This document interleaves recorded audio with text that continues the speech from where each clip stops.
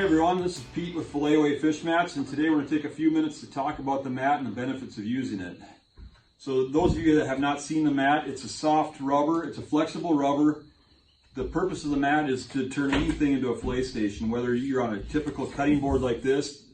You know, everyone knows how slippery these cutting boards get.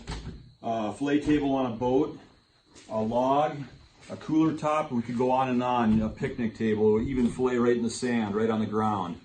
You just lay the mat down any surface and you got yourself a clean surface to fillet on. Now, when you're filleting a fish, the mat itself does not grab unless you put a little bit of down pressure. So you lay the fish on, instead of grabbing the fish, you simply press down on the fish against the mat and you start filleting. So we got a couple of fish here. We're going to give a little example here. Now these ain't the biggest fish in the world. I got a 12 and a 13-inch kokanee, but that's just what I was able to get right now.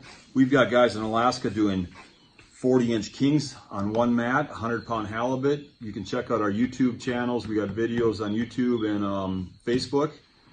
But for our demonstration here today, I'm just going to do these little kokanee. So once again, all I'm going to do is just take a little bit of pressure. I'm just going to push down on the head here.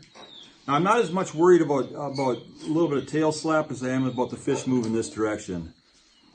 So I'm going to just, like I say, I'm pushing the head against the mat. I'm going to make this first cut. Now kokanee have a real thin backbone, so I got to be careful making this corner here. But now just pressure down and right off the tail. And you can see how easy that was. The fish didn't move. Now I could flip it over, do the other side. I'm going to get even better grip on the second side when the meat's exposed. We'll come over here to the log. Everyone knows how slippery a log is when you're out there fishing. It's been rained on. You know, in winter it's got snow and ice on it. Same thing here. Just a little pressure down on the head. Turn the corner. Keep that pressure down, and easy as that. Now, one big question we have is cleanup. I don't have a big mess here yet, but there's a little bit of slime. When I turn it over, you get the blood and everything else in there. You do 50 fish in a row, this thing's packed full of blood and guts. If you're on the water, just simply grab it by the handle, swish it in the water, slap it on the surface, everything falls off. Otherwise, if you're at home, you grab a garden hose, spray it off, it falls off that easy.